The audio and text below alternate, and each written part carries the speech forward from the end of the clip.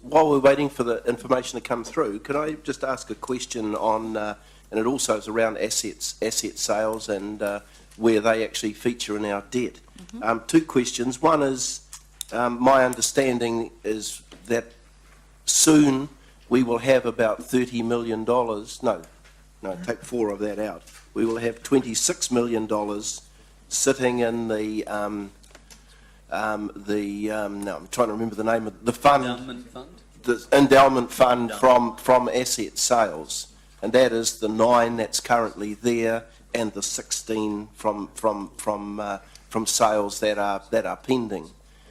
So where does that $26 million, and I know that is tagged for particular expenditure, where does that fit into the scheme of these balances that are sitting in the plan?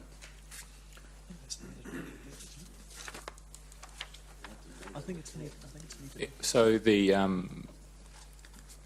understand the question. I'm going to make sure I'm going to ask for a nod that I'm getting this correct. The question is, where does the endowment fund sit in context of debt? And it's a debt offset. It reduces it basically as part of our debt number. So if we sell an endowment property, there's a reduction in our total overall debt. No, it's not. So it's independent of that. Yeah, reduce debt, I think, Okay. Yep. So it's. Sorry, could you say that again? So it reduces, on one hand, if we sell a asset for $1 million, it reduces our total debt by $1 million. But because it's treated as a reserve, we add it back as a liability. So it actually is then added back on top as an obligation to meet that against that reserve. So if I follow that through, if we decide to use some of that $26 million to buy further assets which fit under the current category of the endowment fund, we will not be increasing the debt, the projected debt levels that are sitting in the 10-year plan. That's correct. And just one point to add, though, there is a return or a rates offset from the proceeds of the endowment fund is used to offset against rates. We've got that information, Your Worship. So just on that point, just on before you, is there not an effect of interest? That was my last point, Councillor Wilson. So there is a rates offset from the interest earned against the endowment fund is used to offset rates. Because it's treated as revenue. Right. Okay, response to Councillor Wilson's question, please. Okay, thank you, Your Worship. The net proceeds over the last 3 years of the long-term plan have been $24,600,000. Just to break that down a little bit, though, the 2012-13 proceeds were $4.6 million. 2013. Paul, do you just might be a little helpful if you can have the big assets? Have you haven't got the actual assets, have you? I know you won't be able to get them. Oh, I was coming to that. Okay, sorry. So in that 4.6 is 2.6 that related to the YMCA.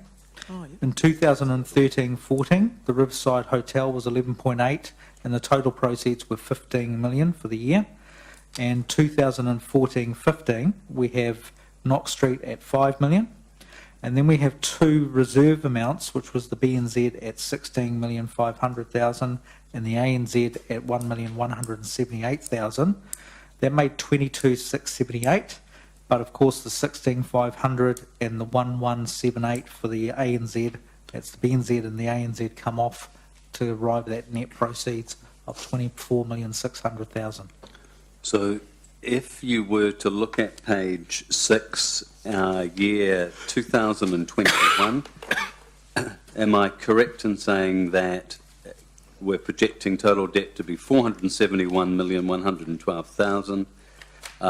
If in fact we hadn't sold those assets, that would be an additional $24,600,000. That's correct, Councillor. So in fact the total blowout over the 440 million is 59 million in year 2021. Yes. Thank you. Okay, thank you. Just to, okay, so that would also mean that you'd actually go outside our ratio in that one too, wouldn't it? Yep. If the debt, because 22 suggests we're 193, which is under the 200%, 193% of revenue. But if our debt went up by how much was it?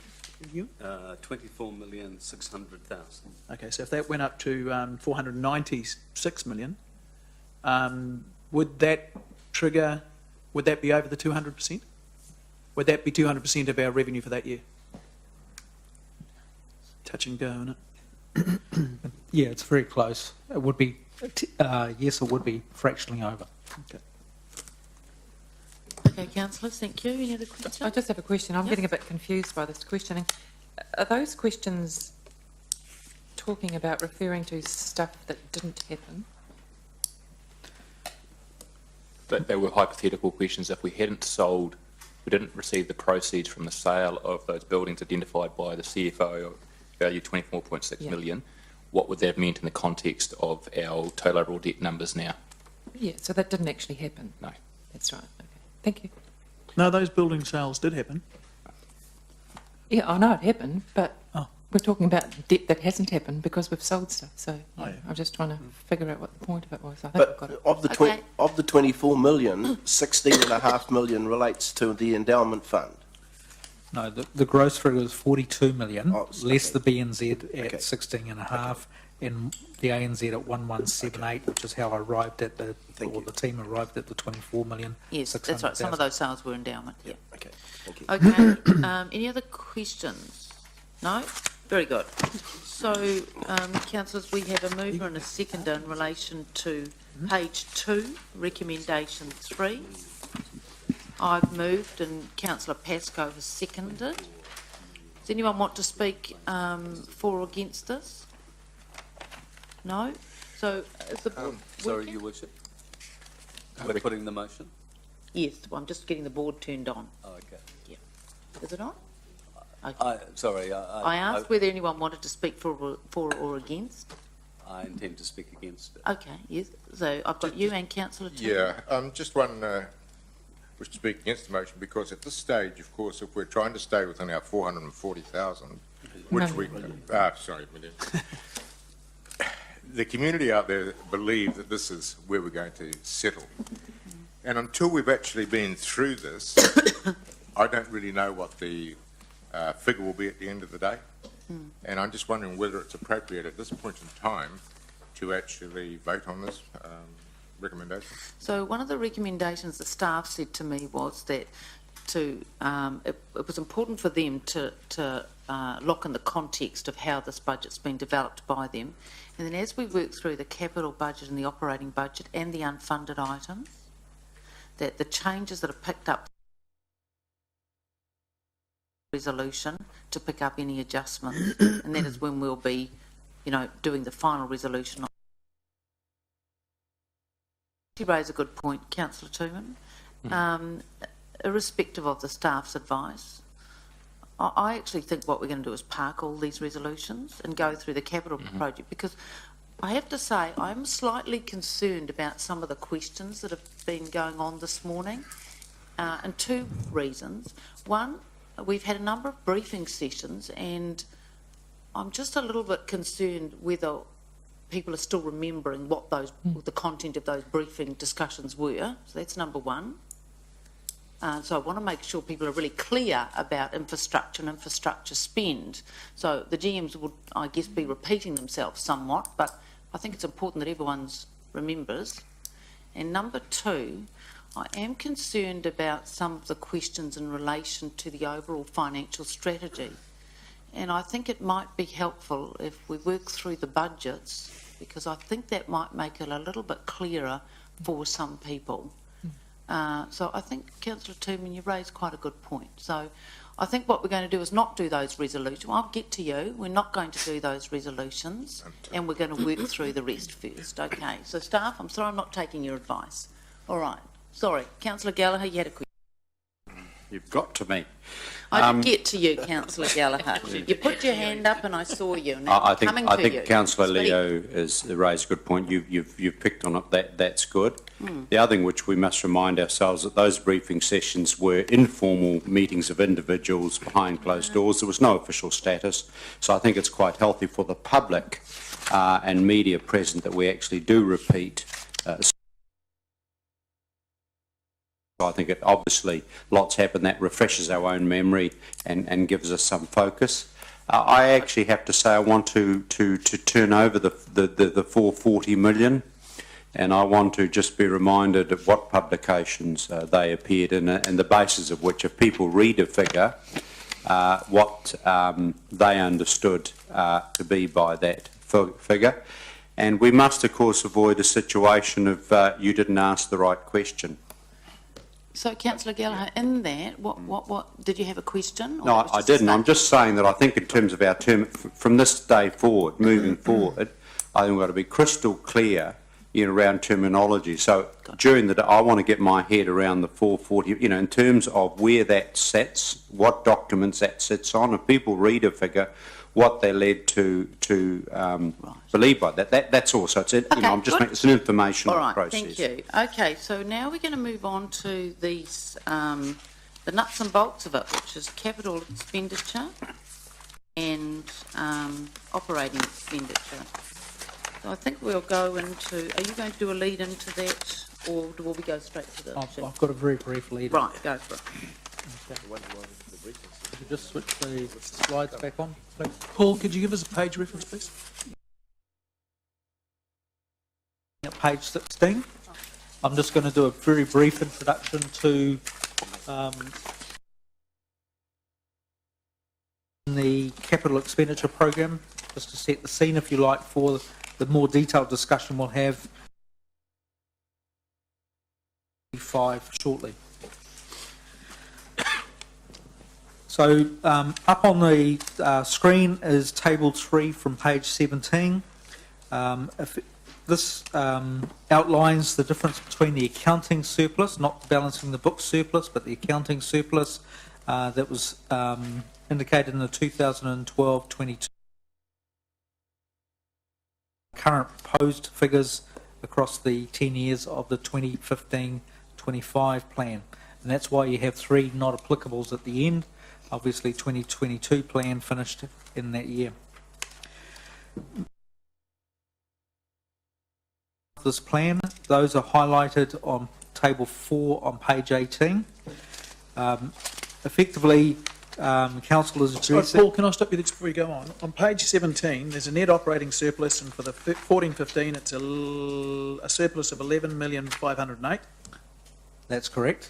And you're contrasting that with what was the operating surplus for that year based on the previous 10-year plan. So the 11,508,000, I understand, is from the annual plan, and the original figure that was in the 10-year plan when it was first published was 9,569,000. And that's a operating surplus, so that's a proper accounting generated figure. That's Yes. correct. Okay, thank you.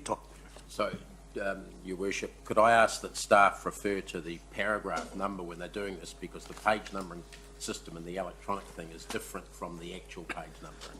Okay, look, I'm sorry about that. That's all right, as long as the apparently paragraph electronic numbers one is, page refer- numbers are different to the printed one.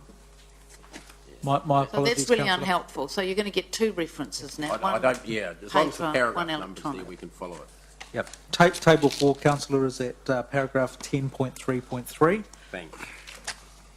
The table that's at 10.3.3, table 4, highlights that council is addressing the core network infrastructure costs that have been added to the budget, reflecting the planned capital expenditure. These are the, if you like, the consequential costs that come through from doing that capital expenditure, and that's approximately $3 million.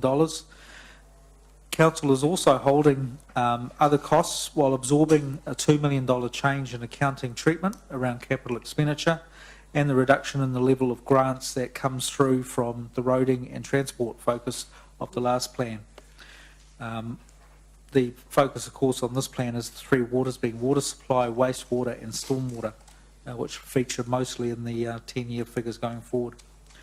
Just to answer councillors' questions before it's asked, the first one is around employee costs.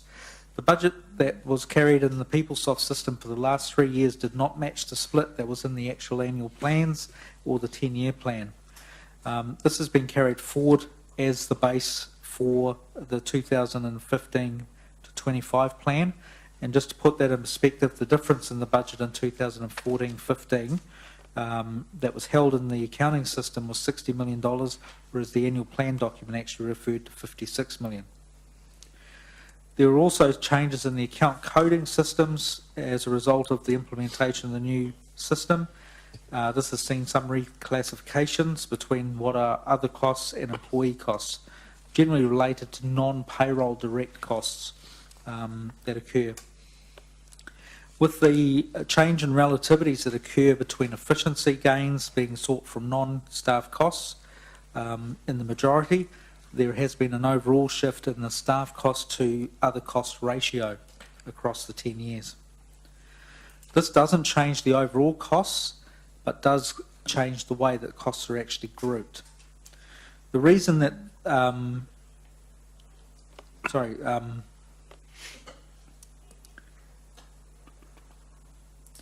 one of the reasons this has not been apparent to councillors in the past, particularly in relation to that first point, is that the activities are managed on a bottom line basis rather than at an individual cost group. And this plan is actually providing councillors with a bit more detail than they have seen in the past in setting the 10-year plan. The second point that I'd just like to cover, which will come up quite regularly through the course of the process that we're going to go through, is around depreciation. Depreciation has been forecast forward based on calculations that exclude assets that have been sold, adjusts the asset's useful life according to the AMPs, and takes into account the proposed capital expenditure.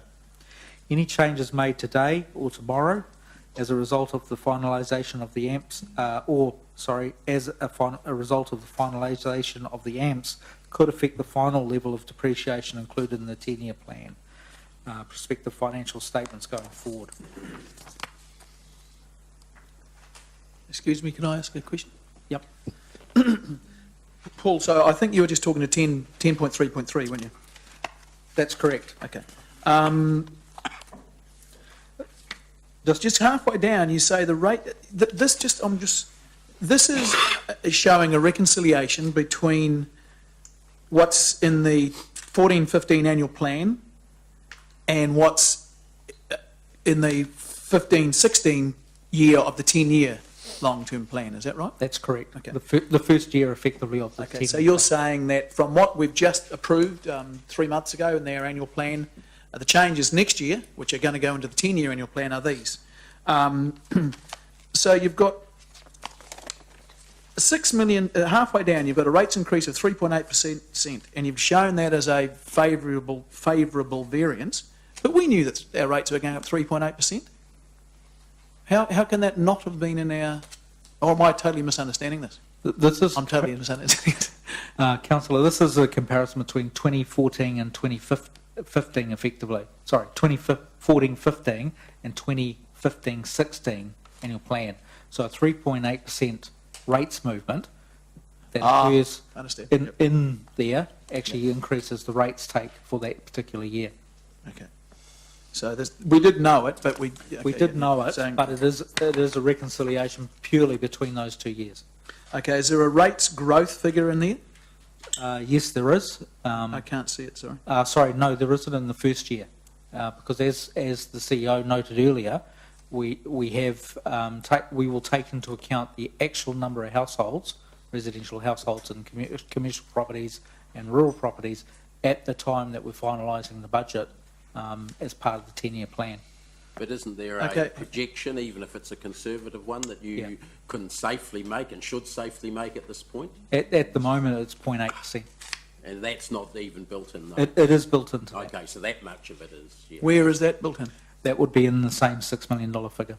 So what they're saying is that they actually have accurate information by the time we sign it off in June. Yeah, it gets for the adjusted, year. but there's at least a minimum amount. And that's included, yeah. So is the targeted rate in here? Yes. Where is it? That would be in the same rates figure. So it's in the 3... Well, okay, the problem I have is that something that says rates increase of 3.8% per key assumptions is actually 3.8% plus the growth plus the targeted rate. The targeted rate was effective 14-15, so that's already included in that operating surplus to the target rate. No, but there's another $10 next year. Yeah, but the base includes $10. It's not an incremental $10, it's $10 per annum. So that, Okay. The Yeah. growth is incremental though. no, you're absolutely correct on the growth front. I was explaining the So target it's just rate. the explanation on the left is only partial. Yeah. Yeah, good point. Right, any other questions on this? No? Just a broader question Yes. for clarity. The 3.8% rate increase, is that per section, per property, or is that an overall increase on the council's rate take for everybody combined? The 3.8% would apply to the overall pool, if you like, of funds that council collects, and then that would be allocated according to the formula that council has agreed to for the implementation of the capital rating system over the next 10 years. So would it be individually 3.8% per property? I would actually have to go back and ask the team. So sorry, I don't have that to hand. It's quite an important question because if there's as this new section's being subdivided from Greenfields, obviously there would be a big difference between whether it's individual section or the overall pool. So the way this is worded in the 2012-22 10-year plan, it's how it's applied is 3.8% applies to existing ratepayers.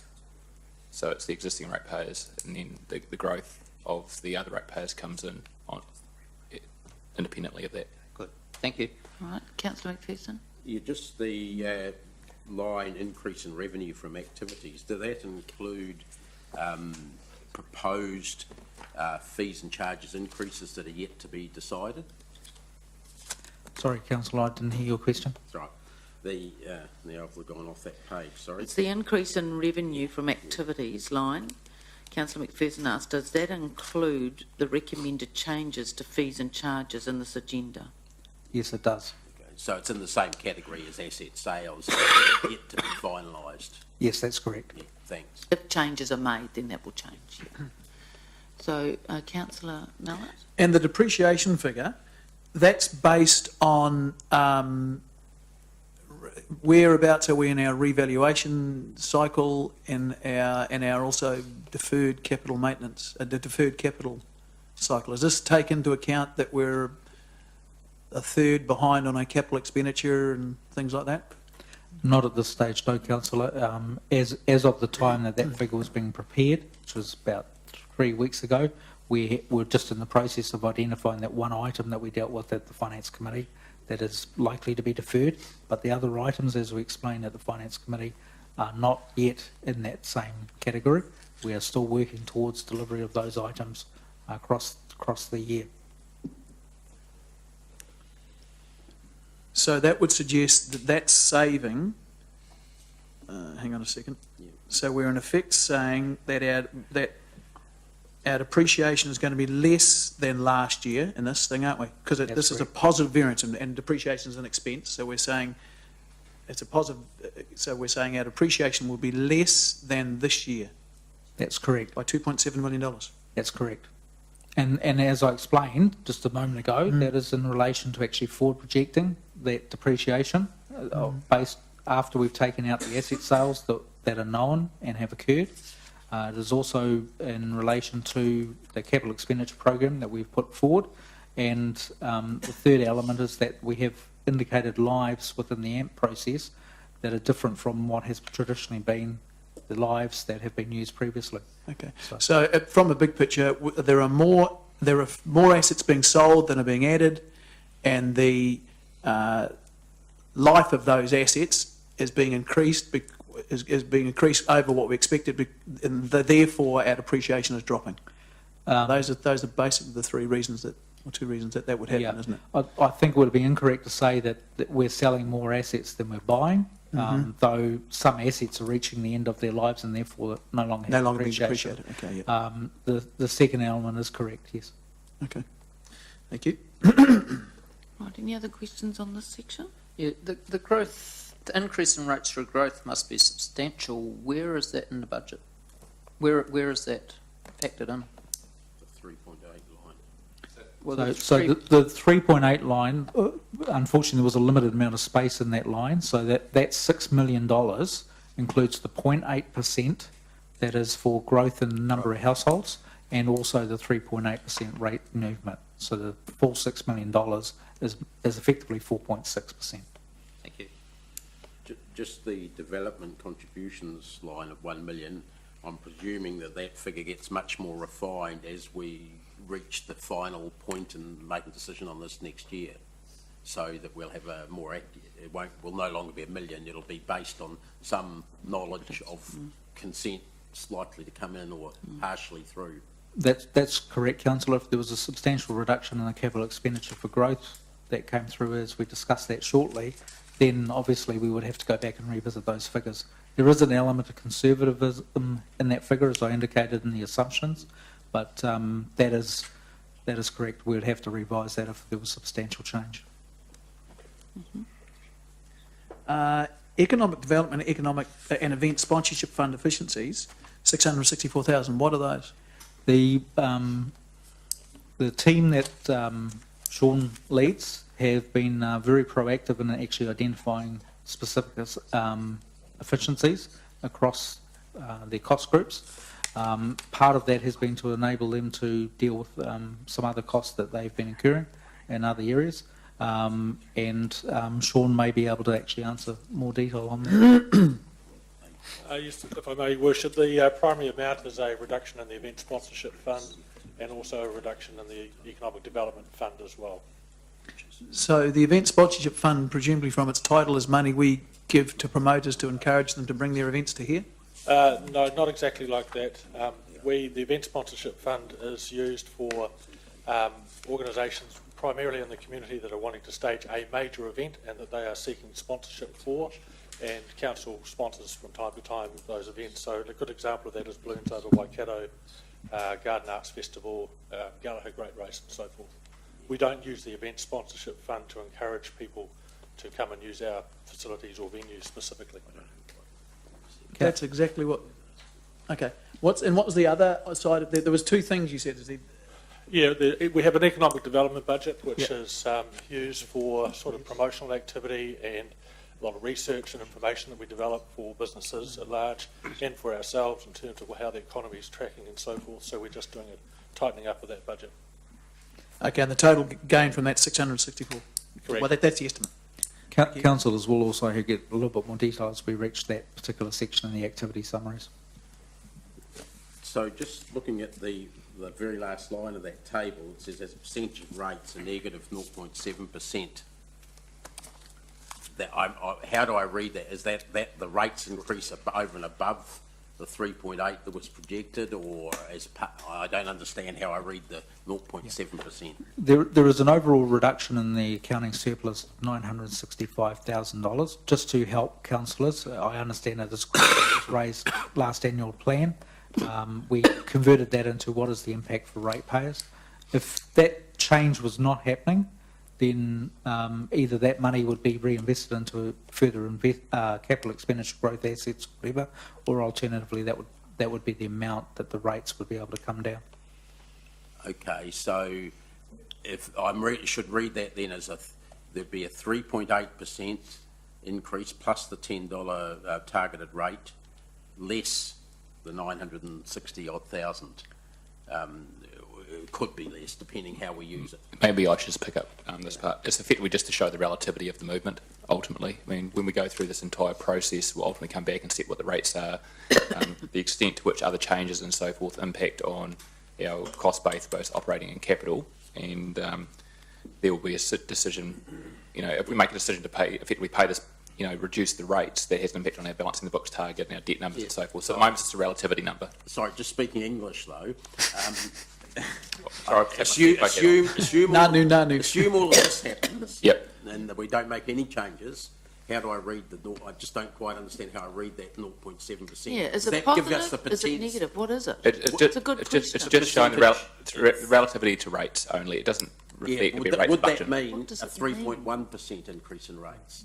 Oh, I get what you're saying. Or a 4.5. I can't actually I see. get your question now. Yeah. Yep. So what would it mean if there were no changes, that's the position we ended up in? What would that do to your average ratepayer?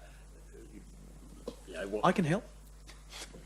No, we've got people that we pay to be our chief financial officer in CE, so they're going to tell us the answer. Yeah. Right, I know how to go. answer it for you.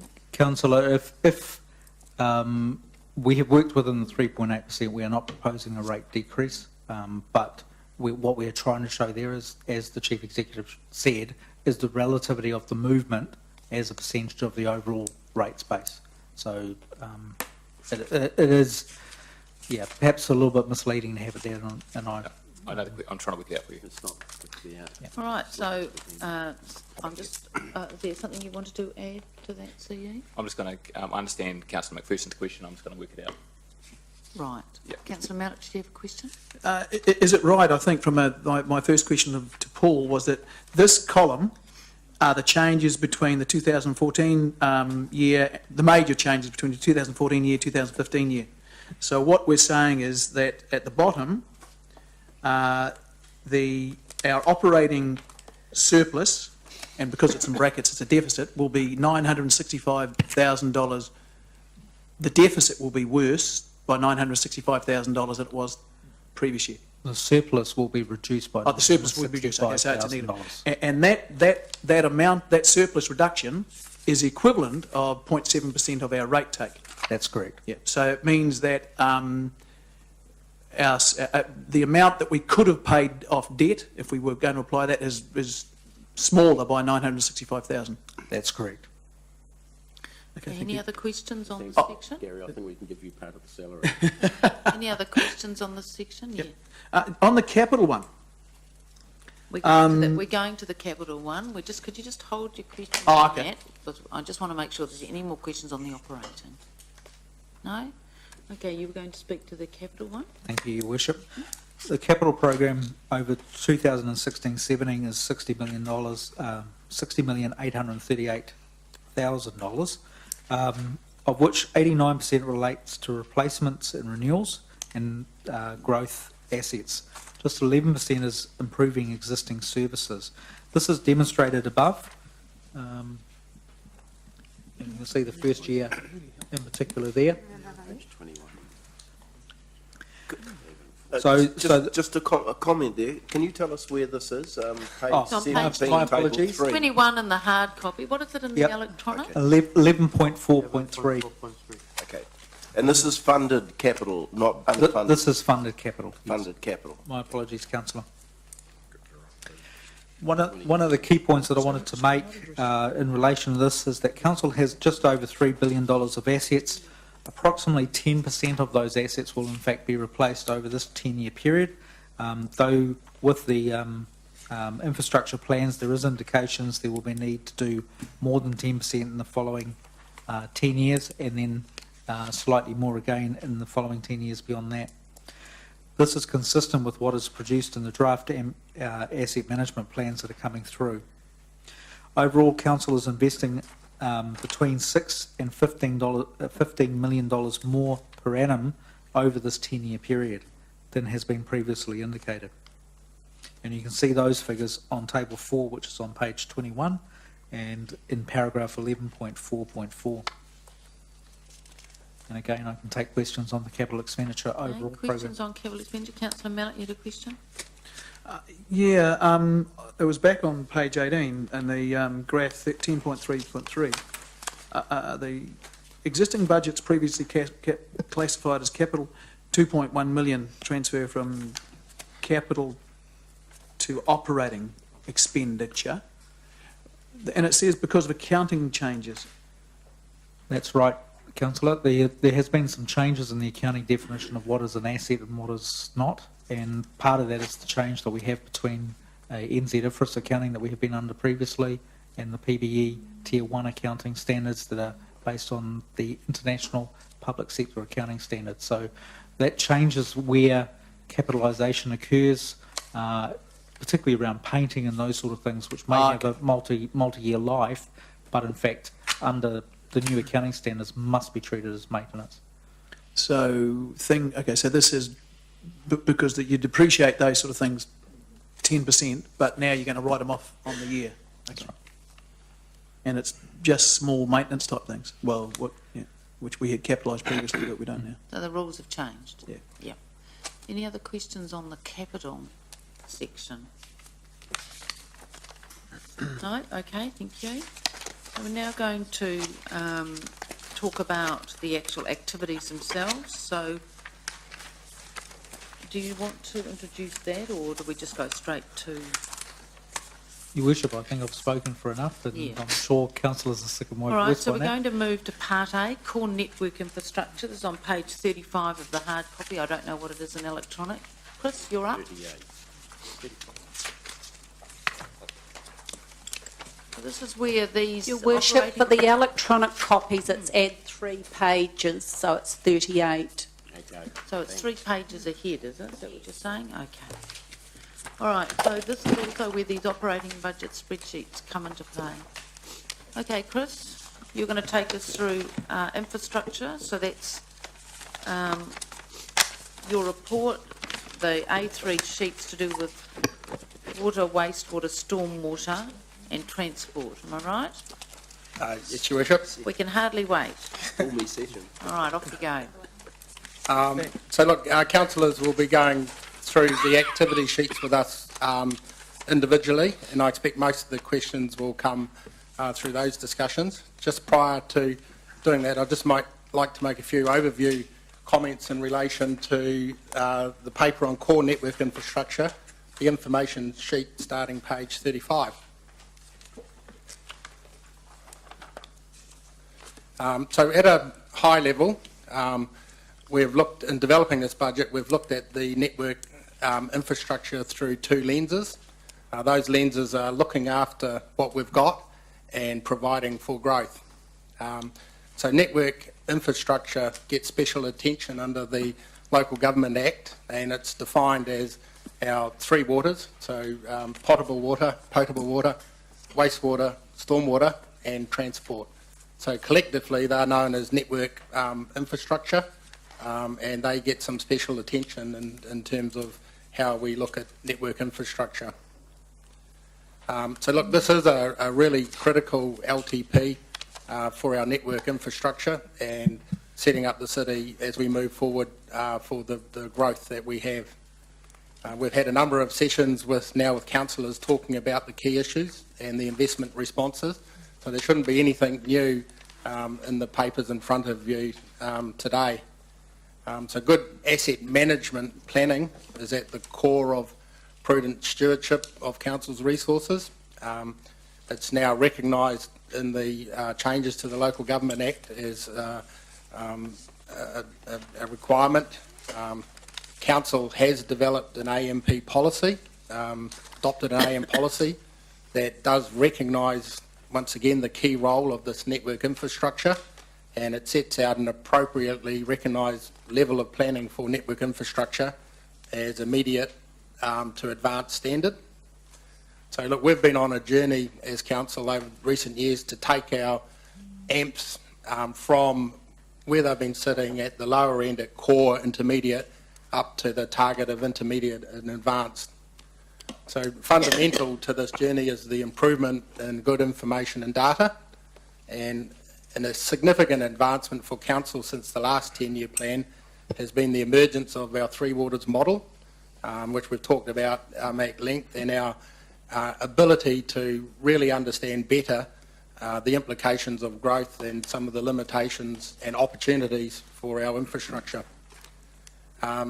A second significant advancement for us has been just a better understanding of our treatment plants and their needs. So we have an increased understanding of them, and that's driving some of the investment proposals in front of you today. So it's important to just understand and recognise that council has very good infrastructure, and with the right and continued investment, we're well placed to meet the exciting challenge of a growing city.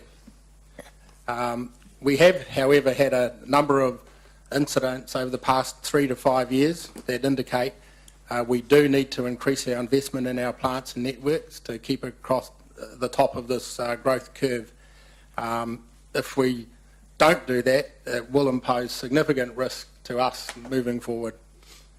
So in preparation for this 10-year plan, and for noting that the first time in the legislation there's a requirement for councils to develop a 30-year infrastructure strategy, we've developed, alongside our improved AMPs, two really important documents called the Water and Wastewater Master Planning. So this was a very strategic look at our business and how we would be placed in 30 years' time, and the things that we need to do to look after the city for now and future generations. So those master plans have ensure that we can meet some of the very tough compliance issues that we have in our wastewater, and ensure that there is ongoing resilience in our core infrastructure, and particularly our plants.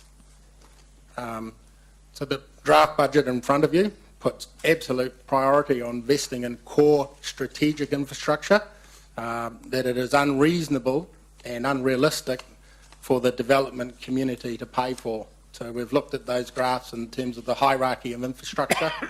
Right at the top there is the headworks, which are the treatment plants, the water reservoirs, and you come down the interceptors and the bulk mains right down to the local network. So this plan is based on investing at the very high level in terms of our core strategic infrastructure. That is the foundation for growth, and it's the basis for just keeping our systems good and appropriate. So the plan follows up with a continued, but I would stress, really tough approach in terms of our engagement with the development community to grow the city in terms of who pays what. So we are expecting, as a follow-on from our last LTP, for the development community to pay an increasing proportion of the growth, and or to wait until a point in time that council's programs fund infrastructure. So we have developed a growth funding policy that has mechanisms to allow developers to go ahead of our program. But my point is, I think the programs in front of you are very tough in terms of our engagement with developers and what we pay for. Sorry, Chris, what do you mean by tough? So whereas we don't have a program that's just going to go and provide all of the infrastructure, we have a program that will look after strategic infrastructure, getting strategic infrastructure to the edge of development. But in terms of building roads, we would expect developers to build roads and for us just to pay the upsize contribution. So now, tough versus tough contrasted to soft means we're expecting more, we're putting more responsibility on the developers than we have done in the past. Continuing, we've always had a fairly tough approach, but it's certainly continuing that approach. Probably, look, I'm already aware that the development community would like council to fund more in terms of infrastructure, and that's in terms of the share of the infrastructure and in terms of timing to bring infrastructure forward. So a key issue for council will be to consider developer expectations in Rotorcowrie and Peacocks, for example. So Chris, is there situations in this plan where previously council was going to fund something, but now you're recommending that be No, it continues the approach that we started developing from the last 10-year plan. But there's a big timing issue in terms of when developers would like us to put in strategic infrastructure. And you'll see that as we work through, and as we've talked about in all of the workshops. And for example, Peacock's Stage 2 is not in this 10-year plan. We've got a development community that would like to go quicker. Rotorcowrie, some of the infrastructures in Year 7, we've got a development community that would like to go further. So tougher means that since the last 10-year plan, we have developed a growth funding policy that puts in place mechanisms for PDAs or provide private developer agreements that would allow developers to go ahead, but they would have to advance fund and do a lot of things. So that's sort of tougher in terms of the sense of the word that I used. Okay, and I'm just trying to sort of clarify what for those guys and what the big changes are. So not much has changed, you're just staying with the policy you've done before? Yep. Yeah, okay. Thank you. So look, and just to sort of wrap up on the overview, look, the draft budget in front of you takes account of the workshop we've had with councillors and follows the general direction of the previous HUG strategy, the Hamilton Urban Growth Strategy, and the changes in the proposed district plan. So that's in an order of hierarchy is investing in citywide infrastructure that allows infill and intensification, treating Rotatuna as our primary growth cell and completing as much as possible the development of that cell, moving to Rotokauri and Peacock's Stage 1 areas, then followed up by Peacock Stage 2 and Rotokauri Stage 2. So there's no substantive funding in the plan for Ruakura, Temple View and Te Rapa North. So that's very much in accordance with the previous urban growth strategy and pretty much in accordance with the discussions we've had with councillors leading up to today. So, Your Worship, that was all I intended to say on the overview before we move to the activities.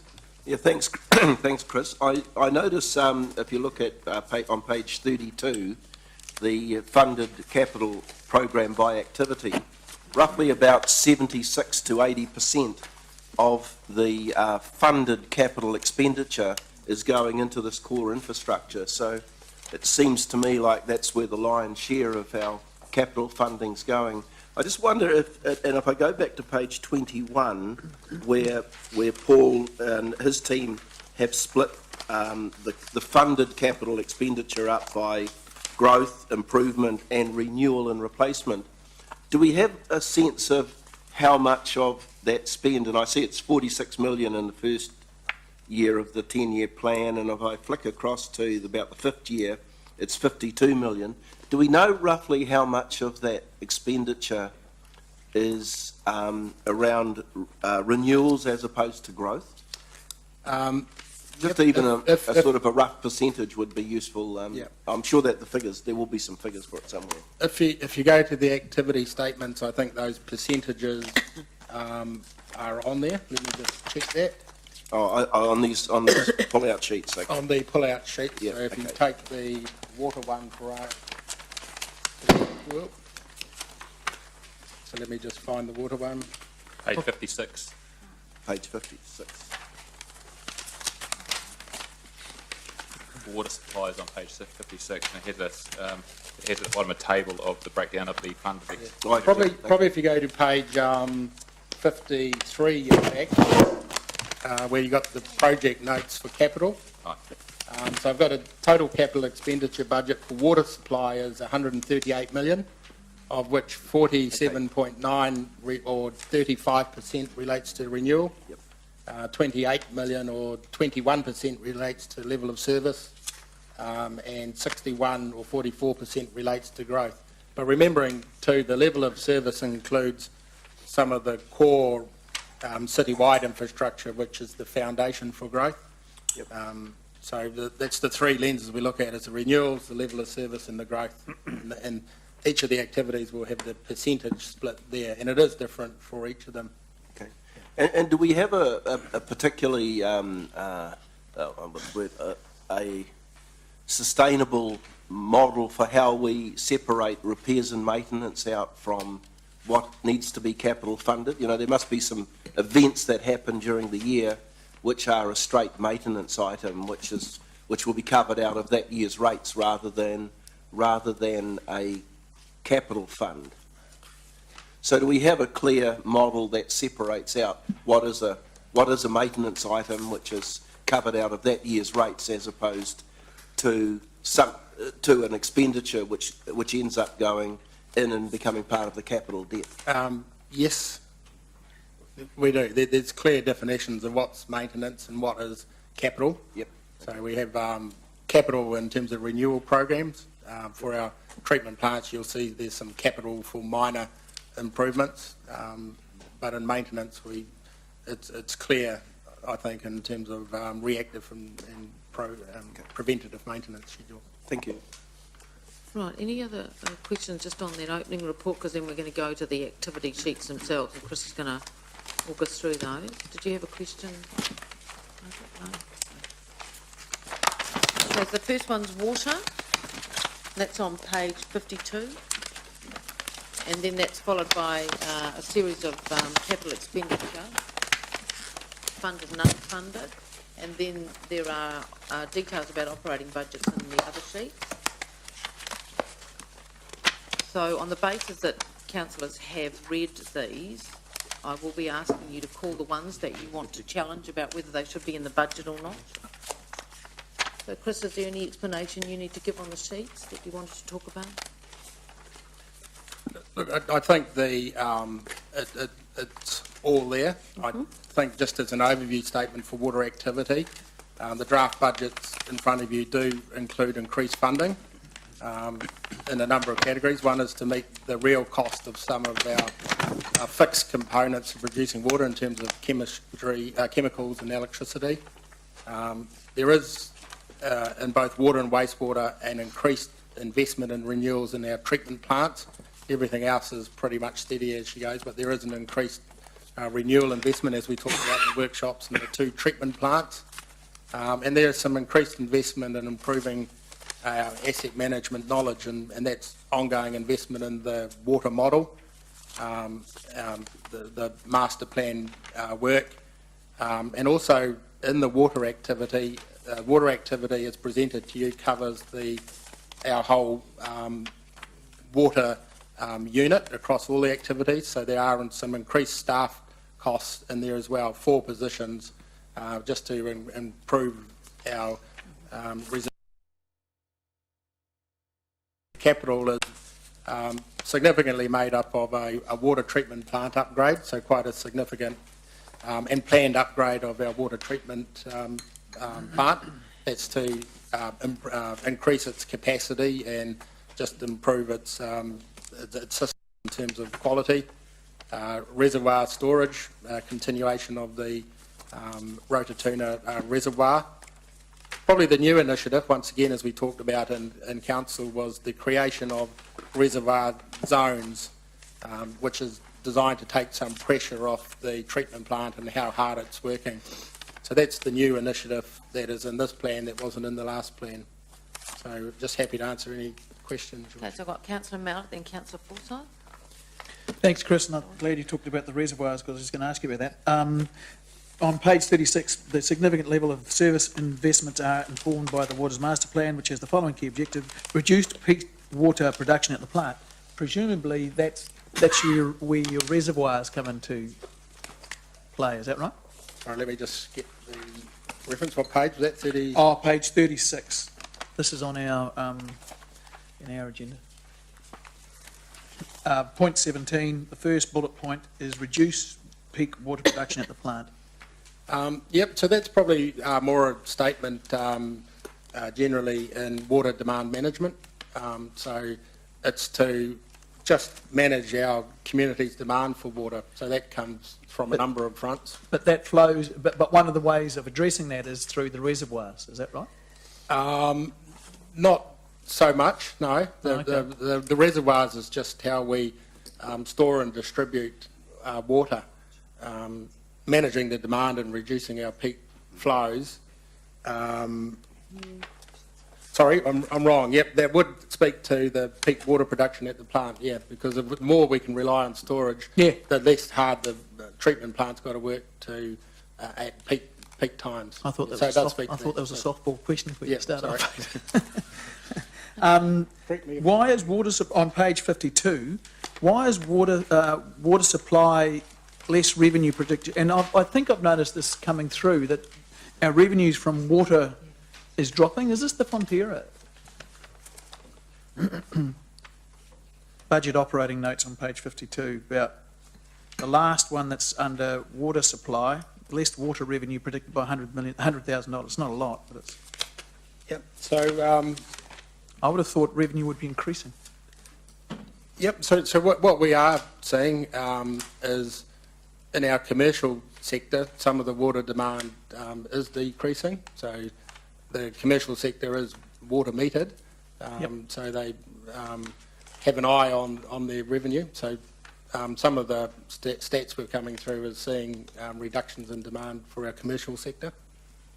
And so that's not because there's fewer. So the guys who are on water meters are finding they're being more efficient in the way they use their water. They're identifying ways of getting water for themselves. Well, they're not using our system to get their water, are they? No, they're predominantly using our system. The exception is Fonterra. Yeah. So Fonterra has its own a water take, if you like. We had a period last year where they were doing work on their system, and so they took a lot of our water and bought a lot of our water.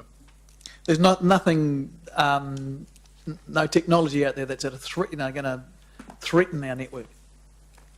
I can't imagine there would be. Well, I mean, if suddenly there's just a wholesale reduction in demand from the commercial sector, because they're all found some technology that means they don't need to use our system. In some regards, that would be great if they find ways to reduce less water but keep productive. But I don't think it's feasible for industry to find their own water supply. Okay. And the other thing is there, in this budget, does it include any costs for the regional water group? I'm not saying anything that, I mean, obviously there's no decisions being made on that, but in terms of, I know that a lot of that is reliant on each of the participating councils have to get information to the study group. Yeah. Have you factored in some costs for that? So Richard might want to cut in here, but Chris, this budget is built on status quo. Yes, it's built on the status. The question is have you put into this budget potential cost for implementing the outcomes of that review? No, not so much that. It's just the, I mean, because that's the decision. I'd read the question more about the cost of investigation, but this budget is clearly built on status quo and managing as Hamilton City Council our water. Thank you. Councillor Forsyth? Thank you, Your Worship. Look, I wonder if in the interest of expediency I could move the recommendation on page 30 without the transportation, just so that we can, I'd like to move the water recommendations. That Council approve the draft budget operating and capital for the core network infrastructure activities of water supply, wastewater and stormwater. Right, so... I mean, can we deal with that separately, or we have to... Well, I suppose what you're saying is you've satisfied yourself that you have no further questions and you want to move it all. Yeah. I just do need to check. I'll just hold you there because I do need to check. We're only at the first one, so you're obviously well ahead of the game, Councillor Forsyth, so I'm just going to check if there's other questions, because essentially what Councillor Forsyth is saying is all of the core infrastructure she's read and she doesn't have any questions on any of it. So I'll just need to go around and make sure there are no questions. So I've got Councillor Wilson. Have you got questions? Thank you, Your Worship. Chris, I'm concerned about the $440 million debt cap. Not everybody shares my point of view, I'm quick to add. I have had a look at the projects. I'm not a water engineer expert. I would like to ask you, if you had to curtail one project or two projects to reduce expenditure to live within the 440 million, is there anything that you could recommend that would not violate safety, regulatory requirements? If so, just point to which one. So is that's focused only on regulatory requirements? No, safety. So that's what I'm saying. Safety and any regulatory requirement. Yeah. Okay. That's not Two about separate issues. renewals or growth or anything? No, I'm interested in regulatory and safety. Yeah. So look, we have put a lot of work into this program, so it arrives at you when it's been poked and prodded and tested by our team and by independent experts.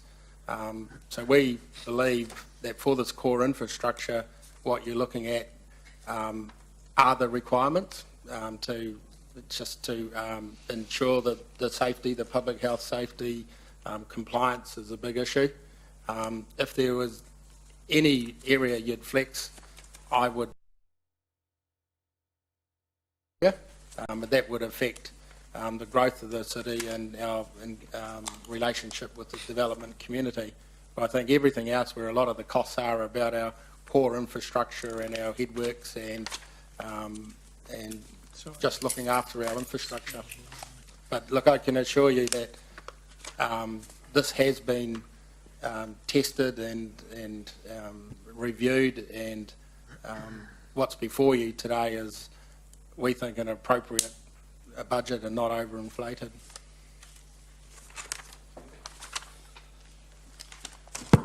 Right, any other questions on the water? Councillor Mallett. Thank you. Just wastewater, sorry, beg your pardon.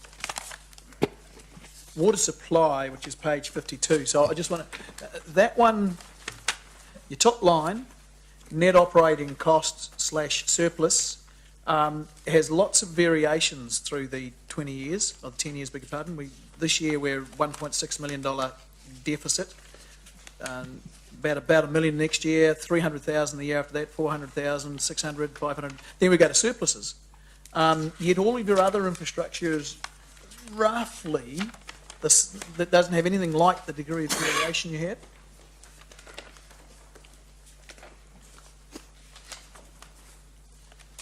So let me just. So page 52. I don't understand the question on. Yep. I just okay.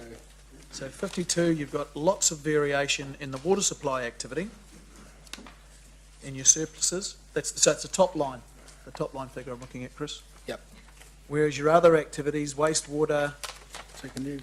I might just need to get the team to understand. So is your question, why have you got surpluses in the water activity and none of the others? Well, no, so much variation. The others are all broad. Well, the transport, when you go down to the total figure for net operating costs, even that's relatively, with our lowest is 4.1 million, and then you basically chill out at about 6 million a year for the next 10 years. Perhaps I could answer the question, Councillor Mallett. Yep. The water supply is one of the areas that has quite a substantial amount of revenue from the water rating. Yep. That's approximately $20 million per annum, and within Hang on, sorry, what? is around about $20 million per annum Of revenue? Total revenue that the water supply system has per annum. Oh, including its share of rates, you mean? It's the water rates, effectively, yes. So it has the rate, Sorry, the water rates that are charged to the commercial property. Is it 20 million, is it? Yeah. Well, sorry, their total revenue is $20 million, which includes a substantial amount of rates income for water supply for commercial properties. Water by metre, which is Yes, that's commercial. right. Yep. That's right. So when a large lump of maintenance comes through, their activity changes quite noticeably within, because what is effectively left is a very small surplus or deficit in each year. So when there's a large lump of maintenance coming through, that can have an impact on the bottom line of that. Who's doing the surplus. maintenance? Us, our water people. We have maintenance occurring across the service. So an explanation's been given. Do you have anything more to add to it? No, but I think along what the CFO has said is in the first 5 years there are significant activities like the treatment plant upgrade, and you can see some large investment down there in the granulated activated carbon. So I think that, combined with what the CFO has said about the revenue stream, just creates those swings. So you're saying that our water supply in some years will be generating a surplus? That's what that is showing in year 2021. And that's a surplus before you get a credit for the rates. That's a genuine water by metre income minus our operating expenses, not capital expenditure. Yeah. Gives us, some cases, we make money out of selling water. Overall water project. We have two years where we make a very small surplus. We have numerous years where we make reasonably large deficits. And just to be very clear, the $20 million is the total revenue that water supply earns, 8 million of which is for the water rates. So they have a number of things that are coming. And Paul, this is just relating to direct costs as well? Yes, that's correct. So when you put your indirects there wouldn't be a surplus. Okay, so are there any questions on the, no one wants to call anything in the capital expenditure? I'm looking at Councillor Mallet and Wilson because you guys Well, are saying that you want I'm to just find some savings. trying to understand the, Can I So this is just where you'll find them. the last question. Can I just add some clarity to your last question? My understanding You need is... to signal them. Oh, sorry. My understanding is that those direct costs don't include interest and depreciation. So they haven't come through in those lines. So whilst it's saying at one point they're generating a surplus, there's an extent that has to cover those costs as well. So the full cost burden will still be a deficit after taking into account the depreciation and interest number as well. It's just very wild fluctuations. You know, you go from, I'm picking the extremes here. We go from a deficit one year of this year, we're budgeting to be a deficit of 1.6 million, and you go out to 2023, we're going to be a surplus at, no, and I appreciate this is an operating surplus from just what you just said then, Richard. It's the only one of these things that's has so much fluctuation. So I suppose This is the question operating, so the question is are you satisfied with the response, Councillor Mallet? I I mean, you could surmise about it, but are you satisfied that you've had your question answered? No, I don't understand. I still don't understand the answer. Okay, so Councillor Mallet doesn't understand the answer to his question, so we need to get some clarity here. Can we take some Can one time and come person back to that? explain it to him clearly? Thanks. Could we take some time out to formulate a response? It does need us to look at the data and the numbers. So we'll come back to that I question. can come back to that if that's okay. Okay. All right, are there any capital expenditure items that anyone wants to raise? And that includes in water and just working our way through the rest of the water sheets.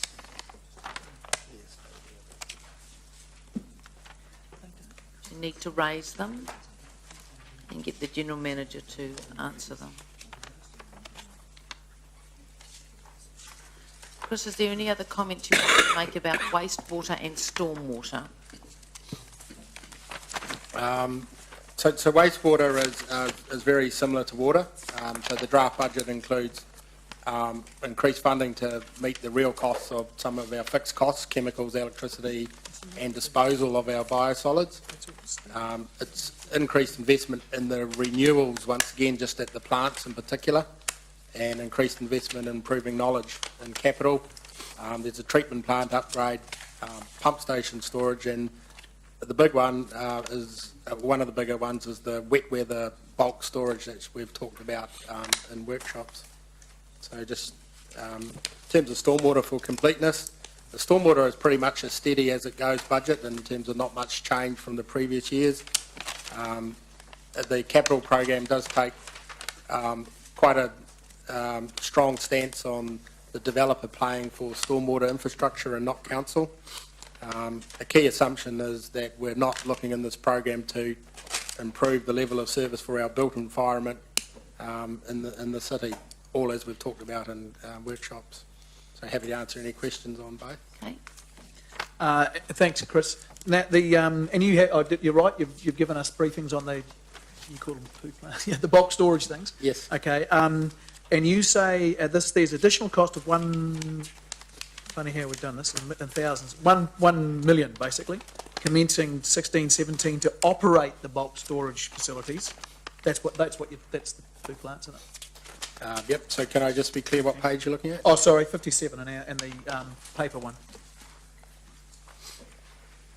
And the line you were looking at is? Second to bottom line in the yes. notes, budget notes. Yep. Okay, that's just the operating cost. So that's operating cost plus depreciation. No, it's the direct operating costs. Okay, so that's significant, eh? Yep. So that's so per annum. That's not per annum. Oh, it's not. So that's commencing 16-17. So that's over the 10 years, I believe. Can you just confirm that? Yep. Yep, so there will be a line which sums up from 16, 17 over the 10 years, it would equal $1 It's million. the total cost over 10 years. Total So cost. all these figures are per, over the 10 years, They right? are. So 100,000 one that I picked up before was actually nothing. It's only 10,000 a year. That's correct. If you read the reports, it is clear that the totals are over 10 years. Oh, is not it the- per I thought, annum. sorry, I thought they were per annum figures. Is it the remainder of the 10 years, is it? The remainder of the Yeah, 10 so From it's not, 16, 17, it says. To the end of Of the the 10-year 24, plan. 25. Oh, okay. Okay, so I thought that was per annum, so I thought that was big. Yeah. So are there any items in these capital program of work for wastewater and stormwater? Your Worship, my question again to Chris, that I asked in regards to water supply activity, turning our mind now to wastewater activity. Is there anything that we could cut that would not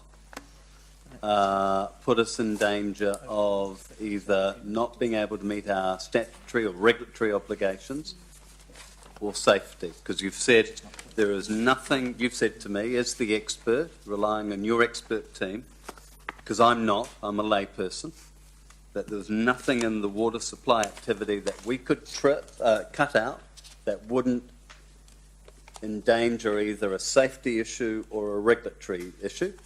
Is there anything? Councillor Wilson, Yeah. sorry, I do need to correct you there, because what he said was he's comfortable with what he's put forward is right and appropriate, but he did say to you that there's an element of growth in here. So he said it all lines up with safety and health, but there's an element of growth. So I think you just need to be clear here. Well, thank you for that clarification. The Mayor is absolutely right. You did say that. Could you point? Okay. Is it the same in the wastewater activity? Yes, it is. Okay. Yep. So what areas exactly could we trim?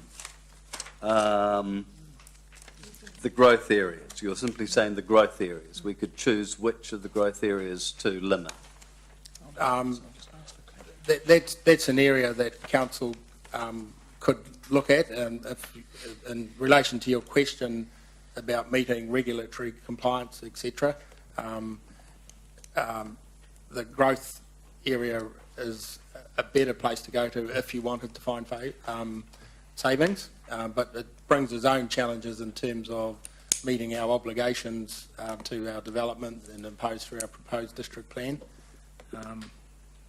But that would be a preferable area for me to go to if reductions were required. So can you explain, so that everyone's clear, what are those challenges? The growth challenges. Because you so said, there you just is said a- that brings its own set of challenges. Yeah. So explain what those are, because I think there are some councillors here who feel that the knife needs to go into some of these capital budgets. So you need to be clear why you're saying don't do that, because it's you've put it forward. Yep.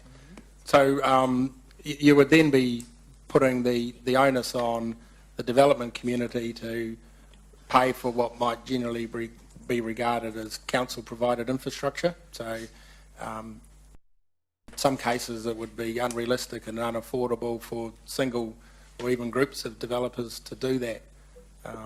What we will see probably is ad hoc servicing solutions, which might cost council over time as developers find ways to put in their own servicing, which is not strategic in nature. But we could restrict that, couldn't we? We could just decide to not let them do that and restrict the growth until we could afford it. I think council has indicated through its proposed district plan,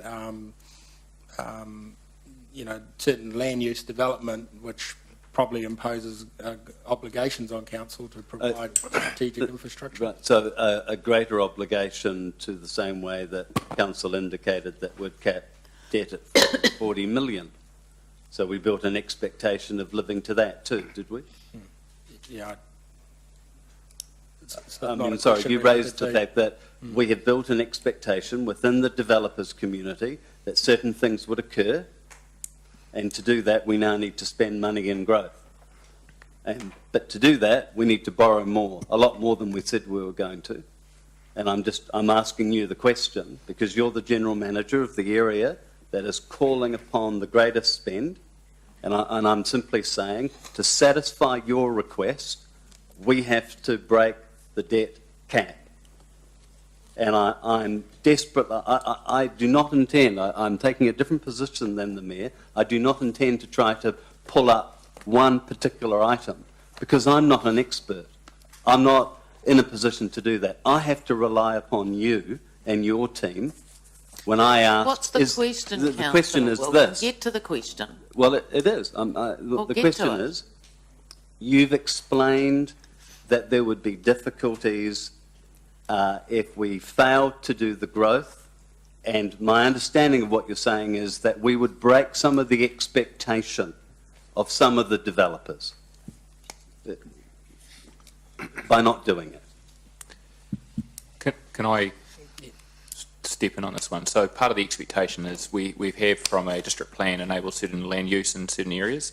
We as a local authority and local government need to provide certain core levels of infrastructure to effectively to what is now enabled so it's more than an expectation to enable those growth areas. And what the plan that's in front of you is about providing the bare minimum to achieve that. And one of the things that I just wanted to point out in terms of the schedule that's in front of you, the various pull-outs, which are, for example, on page 54 in water, have a risk rating down the side, and effectively that's the preemptive assessment by the various general managers in terms of what is the risk of not undertaking those particular aspects of infrastructure, and reflects those assessments of our legal obligation, as well as ensuring that we maintain a current network that's in place as well. So there's the red lines, and there's a risk of medium and low, and you very clearly see that in most cases It's red. It is red, and in most cases we've drawn the line between what we consider funded and unfunded at that red line. There are some items that have been flagged as medium and are in the funded category. So if you want to know where the areas that are at lower risk, that would be the areas you could look at. Okay, Councillor Pascoe, did you have a question? Yes, I'm not sure whether we are today here to satisfy staff requests. I recall at least 2 full days of staff councillor briefings on this core infrastructure, where staff identified to us where they thought there was significant growth cells around the city over the next 10 years, and we gave a good degree of guidance to the staff as to what we as an elected group felt were the growth cells that should be developed over that particular period. And I think if something did come out of those briefing sessions, it was about putting some emphasis on the timing of the expenditure to come as closely or in line with the opening up of those developments, so that we could recover some of the most of the capital expenditure as quickly as possible with DCs. So when I'm looking at this, and I'm coming to the question what is now. it? Yeah, I'm coming to the question now. My question is: does this plan that you've given us reflect the feedback that you got from the elected members at those briefing sessions, in terms of where we saw the priorities around growth cells and so forth? Yes, it does. It reflects it, and to be really clear, the funding that we've got in here is for citywide infrastructure. So we're funding at the top end of the infrastructure where council should be funding. The issue is a matter of timing. So some of the feedback from councillors around the table was that they would like to see things happen quicker, perhaps, than what they were happening. But when we put it together and had a look at the financial strategy, the timing is probably not to the same expectations as various councillors reflected to us in those discussions. So it is a matter of timing, I think, in the infrastructure. I don't think there's no infrastructure in there that council shouldn't pay for. It's a matter of timing.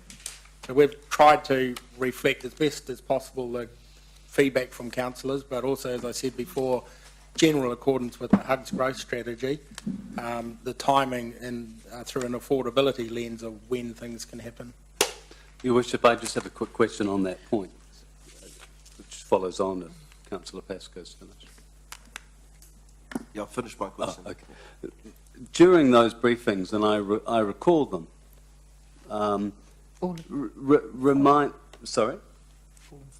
fondly. Remind me, in each of those briefings, were there detailed costs provided, and were they detailed costs integrated with the overall 10-year plan that at those briefings would give us a clear indication of the need to breach the debt? The costs were provided, but they weren't integrated into a 10-year plan. So they were in isolation? They were in isolation. Thank you.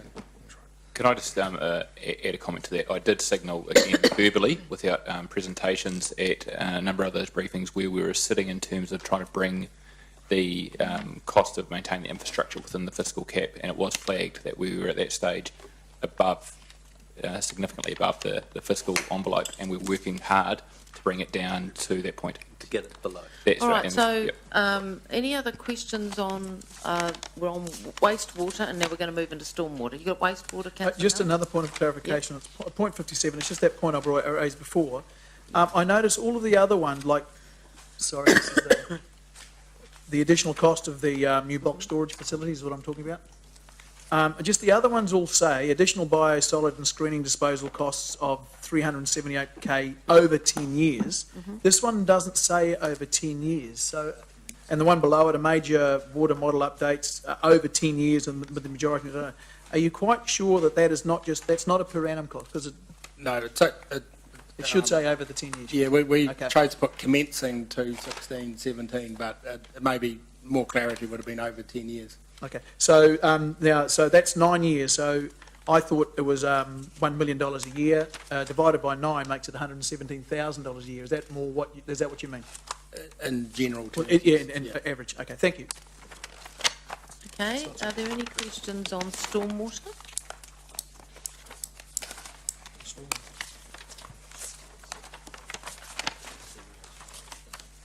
All right, any questions on transport? Do we have more roundabouts, please? One question on transport, if I may, Your Worship. What page?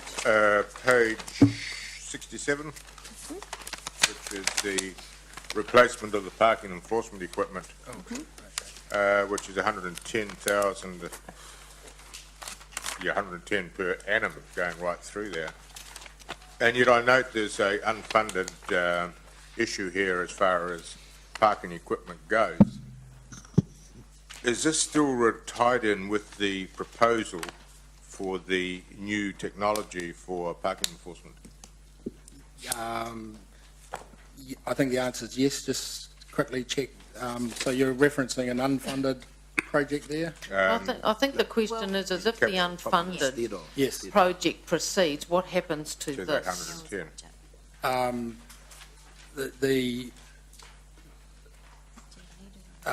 The proposal would take over that funded line there. Right, Yeah. so this wouldn't be needed wouldn't be then? there. Yeah, that wouldn't be needed. Right. Is that right? Let me just check. And Councillor Tooman, the proposal actually includes the net increase. So it shows the original 110,000 per annum, but it also shows the net increase that is. So there is a. So the proposal here is 110,000 per annum for parking enforcement equipment every year, 110,000, sort of showing. That's meters, isn't it? No, dollars. Handheld ticketing machines. Yeah, that's the existing budget line for replacement of all parking equipment, meter heads, pay and display, parking on street. So that's the a continuation of the current budget. So I suppose then Councillor Toom is saying is if the unfunded project proceeds, it's all parking technology, whatever it is, meters, whatever. Yep. That's the budget. Yep. Right, okay, I think that clarifies it now. Any other questions on transport? Any of the others? Okay, I have a question, and it relates to Page 69, cross-city connector, Keepi boundary intersection. So you've got that identified as a capital spend in commencing year 2019, but really the main of it on 2020-21. What is that project for? So that project is funding provision to make some improvements to the roundabout intersection. So it's an intersection that's popped up from time to time in council in terms of efficiency of movement through the cross-city connector and also pedestrian safety across the cross-city connector. So I understand what it is. So what would be the consequence if that was removed? It would be just ongoing community concern about crossing the road and no increasing congestion on the cross-city connector. Right. And that has got some connection into the expressway, which is going to be completed 2019, so there'll be a through traffic coming off that interchange, coming through that direction. Is that sort of anticipated? That would be partly true, yes. Right, so is that why you've put it at that particular time to link up with that, is it? Yes, and just to fit with our expectation of the optimum timing for an upgrade. So what does that mean? We think that's the point of time where it would be optimum to improve the capacity of that intersection. Because of the connection with the That's expressway? Part of the reason, it, yeah. yeah, okay. So has the number of sort of through traffics going through that intersection been increasing gradually over the last few years that has got that on your radar? Yes. Yes, good. I've So heard yes, that's generally enough. increasing is the answer. It's a yes, no, yes, Yes. it's fine, okay. So I've just identified that one as one that may not necessarily have to be funded in this 10 years. So can you just convince me why I should leave it in? Look, it's our advice that we think it would be a prudent project to put in, but councillors could decide not to put it in at this time and through every annual plan or next LTPs, just see where that's sitting. Reassess it. Yeah, reassess it. All right. So I've got that. I'm highlighting that. The next question I have relates to Rota Kauri and the development of that growth cell. Sorry, I want to ask another question on that. On that particular issue? Okay, if you do. Have you got one on that Councillor issue Leary as well? first. On transportation, yeah. Oh, Right, well, I was going to finish my questions because I've kind of gone revolving, but if you've got a question on that point I've raised, do you want to raise that now? just the timing of that Heafy Terrace Boundary Road intersection work several years out, was it 6 years out? That was on the books of council some 3 or 4 years ago for some work in that area. I'm trying to remember whether it was capital works or just investigation, because it seems to me that an arbitrary year has been chosen for that, perhaps, or else the need has been there for some time, unrequited. Yep, so the cross-city connector has been No, that in and out. particular intersection. Yep, Yeah. I think there, at maybe 2 LTPs ago, there was a more significant project in there. I think something in the order of $15 million to do that intersection plus some 4-laning. But it's been pushed out in successive 10-year plans. Part of the reason we've got it there is to fit with the Waikato Expressway, but it's fitting within the financial strategy as well, and just trying to, there was not much headroom in years 1 to 4. My question doesn't relate to that. My question relates to the transportation need, not so much the financial issues. If it was assessed 2 LTPs ago that it was needed, what's changed? Has there been a reduction in traffic in that area, or reduction in conflict between pedestrians and cars? The original proposition had it solving some issues to do with conflicts between pedestrians and cars and cycles and cars and so forth.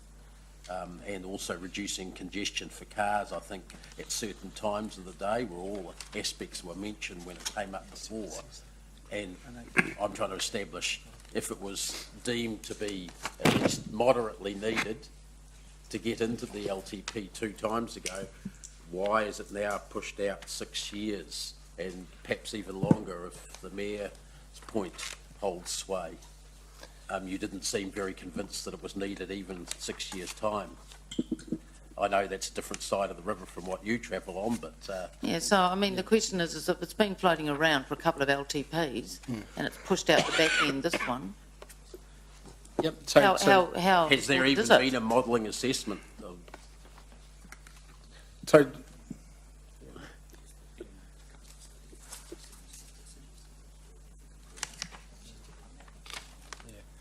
it's just a trade-off on the level of service. Okay. So So it's in the back end because we're fiscally constrained and you've assessed that's where it'll fit. yeah, and the downside is just a decreasing level of service. And if you look right across the city in this program, there are no substantive intersection upgrades where we've got reducing levels of service. So it would be nice to put a number of intersections in here, but They're not. they're not.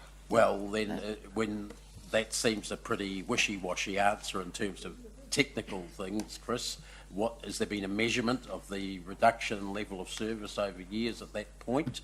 I mean, it's specific enough in here, so there must have been, one would hope that there's been a level of service assessed as being optimum, and what... So, the so Councillor improvement McPherson, I that think you're sort of going round in circles. I don't think. I mean, if you've got a No, particular well, question, just ask it. Your And Worship, even if you no, don't Your get Worship, you have asked Yeah.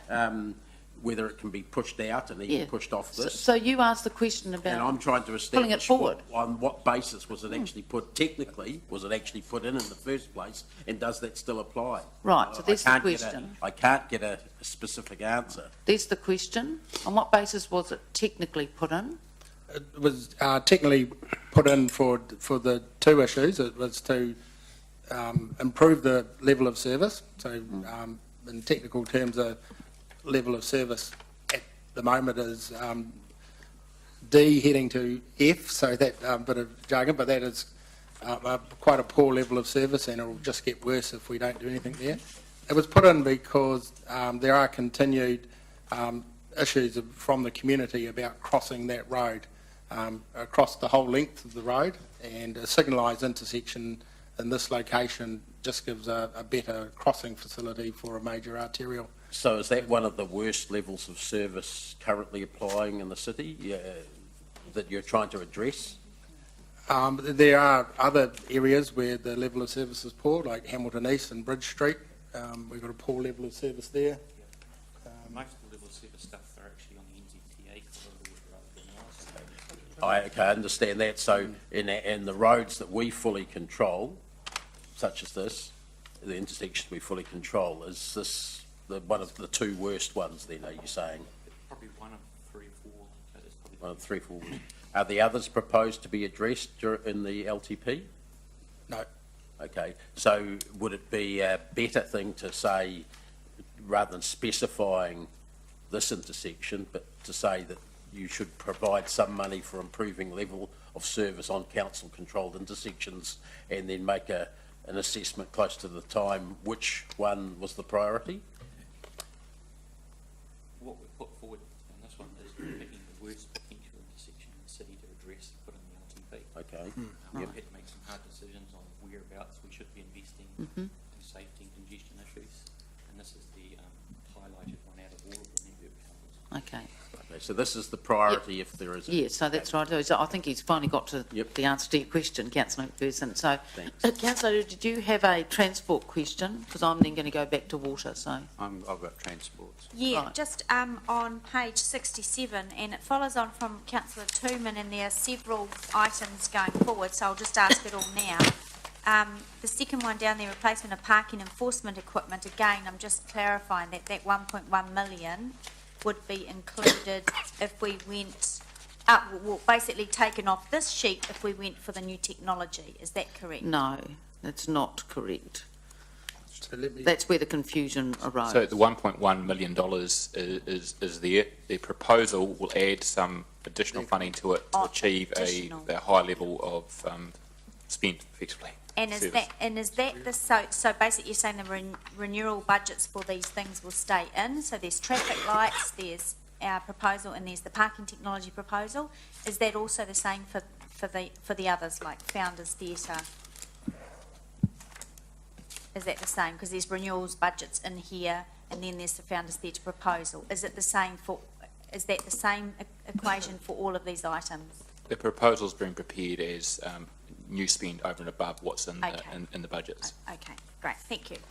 Okay, councillor Forsyth, you had a question on Yeah, transport? so just on that intersection, very quickly. Yeah. So the 2.4 at the PP boundary intersection, that's just for the roundabout intersection, it's nothing to do with widening roads, et cetera, No, it's just for the intersection, yeah. Oh, thanks. Okay, councillor Gallagher, did you have a transport question? Yes. Just look, the rest is fairly straightforward. I realise, obviously, the detail, passenger transport, some of the, work there, but in the context only of this 10-year plan, the Northern River crossing designation, no argument with that, obviously, but is 2022 soon enough? I'm just looking at certain issues of certainty. Page number, thanks. It's councillor page 70. Yeah, so, So That's the all, first one. I'm not,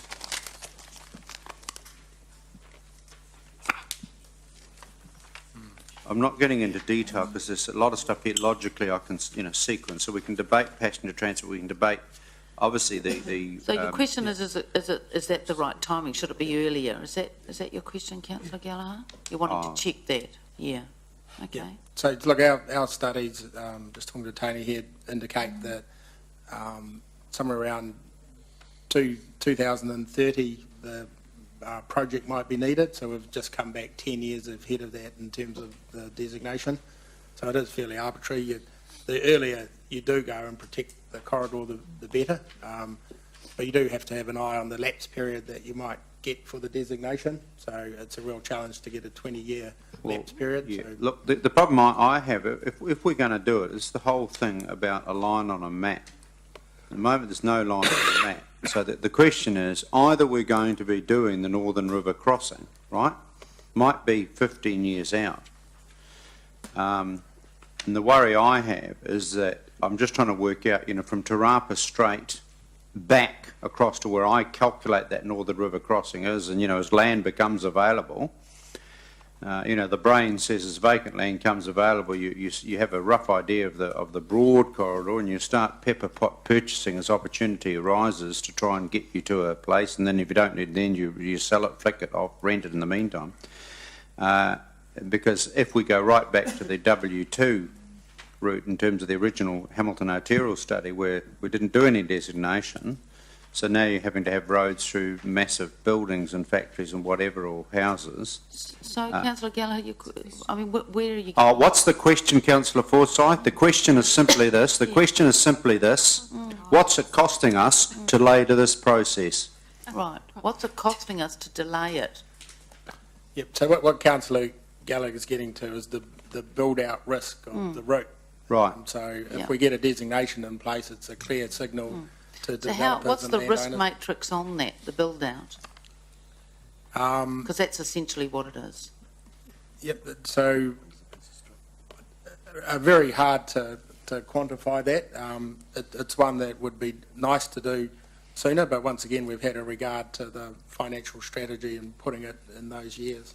So the question is, if we delay, and sometimes a comment relative to the question, so my comment leads to my question. Yeah. Is it going to cost us a few $1 million more the longer we delay? What is the calculated cost of us delaying? I think that's relevant. Opportunity cost is quite relevant in economics. Might add to our $440 million debt ceiling. Yeah. So we haven't done that. We'd have to go away and look at that, but it will be crystal ball gazing in terms of how that land might develop and what sort of properties might be put on a potential path. So we haven't done that. We'd have to go away and do Well, it just seems to me, here's the logic, trying to help you with the full, oh no, we don't have a full $40 million, it's 200%. Sorry, I'll get my phrase right. Here's the deal. It seems logically that if we have a rough idea where the line's going to go, and if there are interim land purchase opportunities to do a bit of future proofing in case, if we in the end don't need it, we can hock off the land. But it seems much easier ultimately to build a road across vacant land than to build off land that is purchased. A building's put on it is going to cost us more. Now, I'm not saying that you actually purchase all the land now, not at all, but it seems to me I would have hoped we would have had a very proactive strategic purchase strategy. If we at least have an idea of where the zone is going to go, I would have thought we'd have done some work now, sooner rather than later. And I'm just asking, is there an interim phase? I realise when you get into the designation, that's the absolute, if you like, micro detail, right? But if we've got an idea that we're going to need a bridge crossing there, wouldn't the brain say that through various funds we would try and at least draw a line somehow and do some strategic property purchase? I guess that's the intent of the project. It's to and complete the investigation so we know where the line's going to go before we designate it. So look, Andrew has just pointed out to me that the district plan, because some of that is in Waikato District Council, the district plan does prevent development in that area, so that's in our favour in terms of not being built out sooner rather than later. So it will be keeping an eye on the district plan and any developments that come through.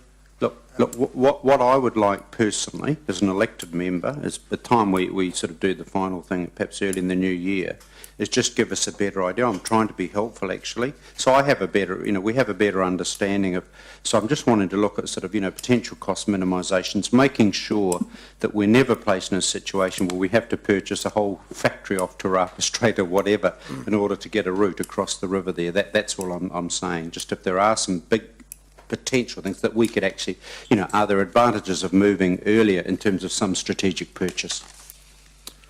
Okay. I've got a question on Rotokauri. So I'm just looking at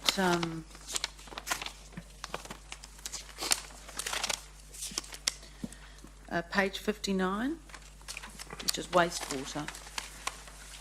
So we know that the Rotokauri growth cell is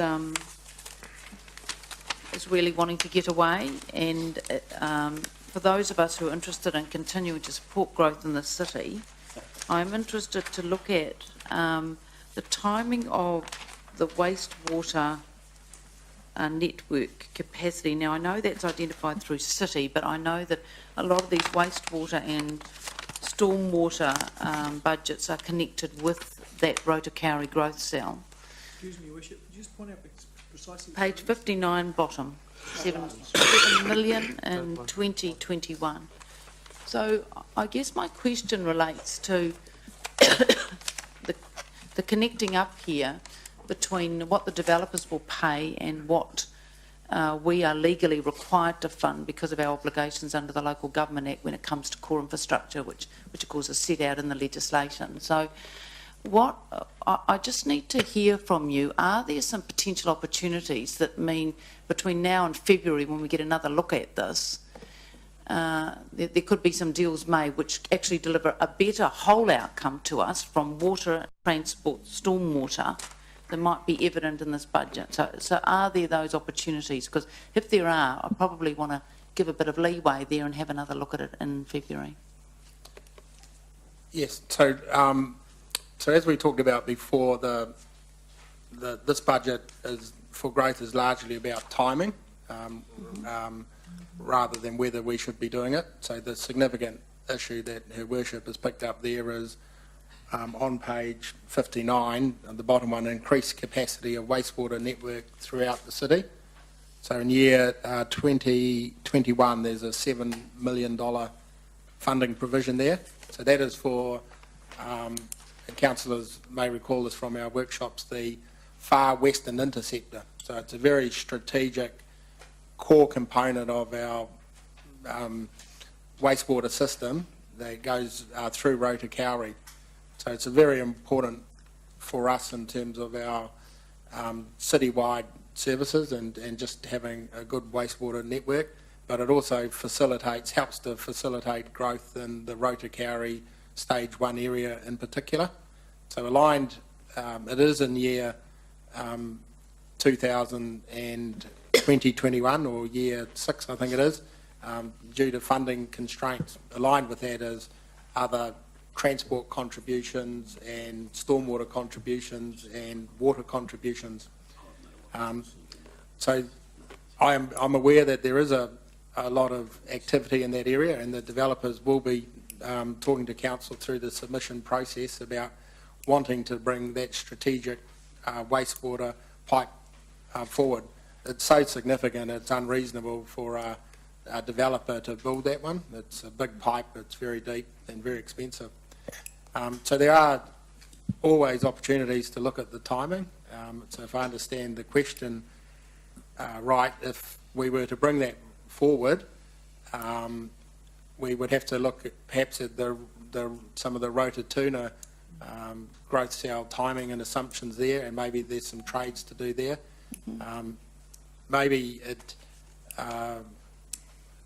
council bringing the wastewater forward for that one might create some opportunities for the development community to build more of the roading system, perhaps. So there are definitely opportunities there to have a look at that if council want to look at some options of bringing that forward, but there will be a trade-off in other things not proceeding in the same timing. And at the top of my head, it's probably in the Rototuna, because that's our predominant growth cell, so a lot of our funding's in the Rototuna in terms of growth in years 1 to 5. So it'll be a slowing down of some Rototuna to speed this one up. Right. So there is a potential then to have some discussions with the development community that might give a good financial outcome for us in terms of who pays for what in terms of roading. I think one of the things we have got going at the moment is a very good collective of developers in Rotokauri. So we've got a good forum going where we could probably have some good discussions prior to February in terms of what that might look like. So right. It might be that they are prepared to do more in some areas if council brings this one Yes, forward. on the trade that we'll bring it forward if you do A, B, C and D. Yes. Which would give a So better financial outcome for this budget and the city. Potentially, yes. Right, okay. Well, I'm always quite interested in that. Okay. All right. Any other questions on these? Sorry, Councillor Fuller. Yeah, thank you. Just a follow-up question to that principle that if we go to developers and say, well, listen, if you do A, we'll do B, that kind of thing. I mean, that common practice. What would that mean from a whole city kind of approach then? So if we were to strike some relationship or whoever it might be in whatever part of the city, and if we were to juggle the timings around, what would that look like for the whole of the city? You've just mentioned that, well, it might put Rototuna back a little bit, but I'm sort of thinking about more of the other infrastructure that the city provides. It's not just about roads and pipes. When we've already had a situation in the north of the city where we haven't had enough parks and we haven't enough playgrounds, etc., etc. So how would we move forward in a whole of city kind of approach? Does that mean other things, again, would have to be juggled around, not just roads and pipes? So the way I'm understanding the proposition is to just look within the network infrastructure budgets to see whether things can be moved around at it's certainly a no net cost principle. So you What might do you mean have by to look that? at, you might so it's we're bringing it forward so it doesn't cost any more than what's in this budget.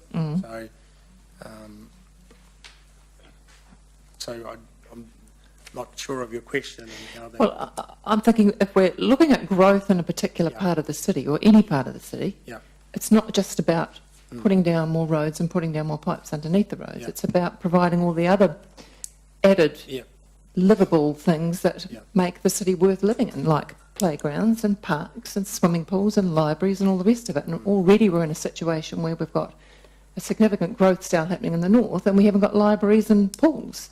So if we were to advance another or put another part of the city's growth area forward, does that mean that we're going to be looking at all those other clip-on things that go with living in a great city And does that mean we would advance those as well, or would we just put the roads in and the pipes and that would be it? I think we'd have to look at that, but I think the proposition here for Rotokauri would just advance a small portion of the Rotokauri around this proposed suburban centre. But we'd have to look at that if we came back to council. I think that's part of the discussion, isn't it? Because how many sections are infrastructure and round about how many? Well, certainly the Rotokauri developments are about 700 to 800 sections. Right. We've got the Everton Trust, they're about another couple of hundred. So there's a significant number of sections that advancement of this could leverage. And what I'd be looking at with the team is in the Rototuna, which are the projects in there which don't actually leverage the same amount of growth for sections? For yes, because some of the Rototuna budget is not unleashing subdivision sections. It was about completing the growth cell. That's right, yeah. Rather than leveraging sections. And following on from there, development contributions are then payable by the developers if these things go ahead, aren't they? Yeah, so everything in the 10-year plan will attract the developer contribution, yes. Yeah, just on that too, that if they're taken out of the capital program, then we can't then include them in the development contributions calculation, can we? That's correct, and what would miss out on is those contributions from any development that sort of got away in the meantime. Yes, that's right. So, Councillor Forsyth, have you had your question answered? It's a good question. There's more to it than roads and water. Yeah. Yeah, So we would absolutely. bring that into Thank you. Into the equation. Councillor Mallett? Thanks. On the same line, if the fiscal constraints are taken away,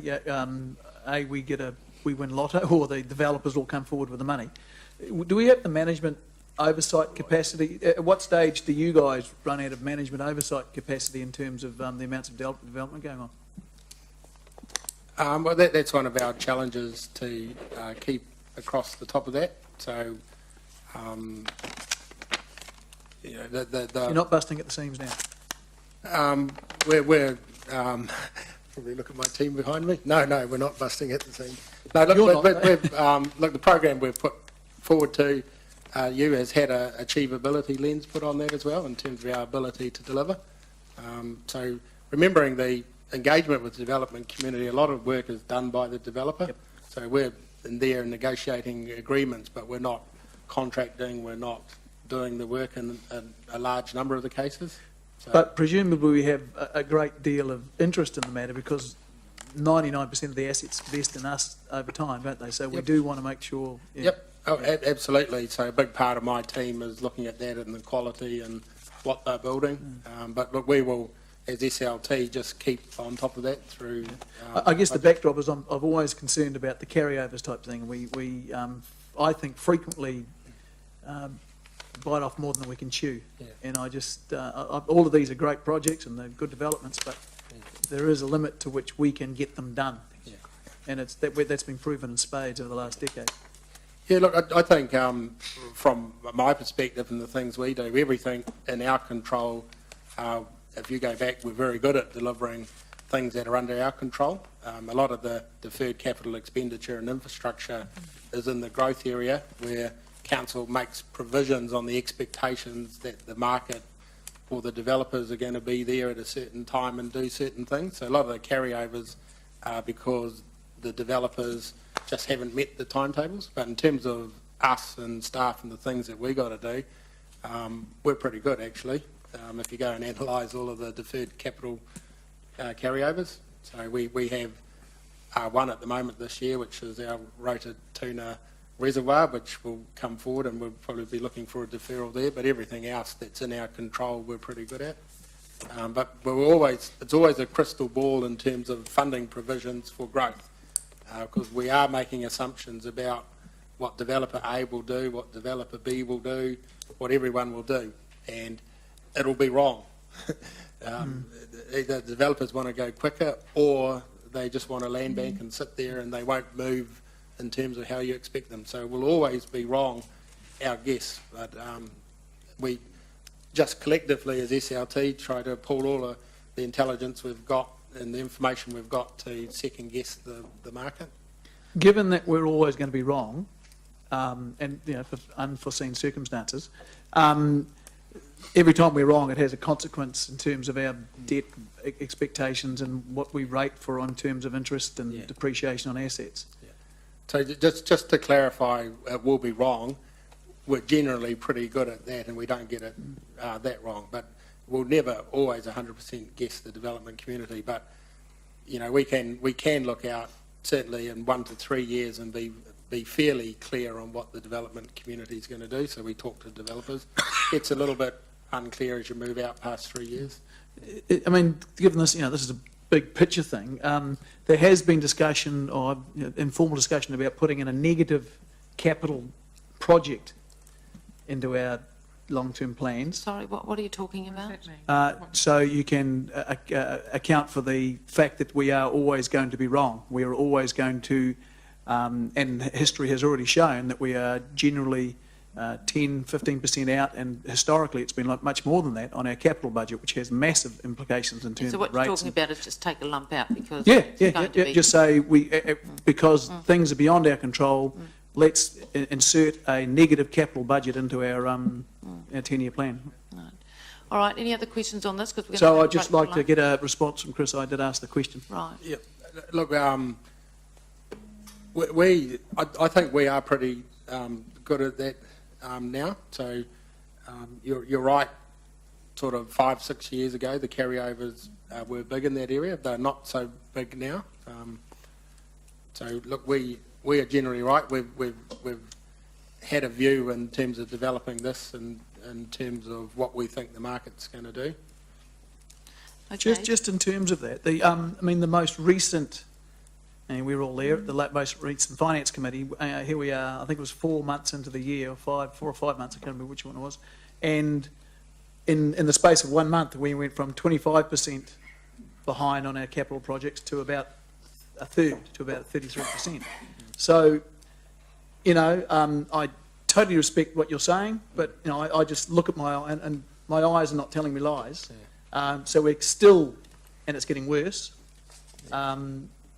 So somewhere on the line, You also, there's smoke, there's fire. You also approved $2 million worth of investment in with 2 developers, which will turn that figure around a little bit as well by the end of the financial year. So. Okay. Yep. Right. Okay. So we're going to break for lunch, and we'll be back at 1:15. Thanks.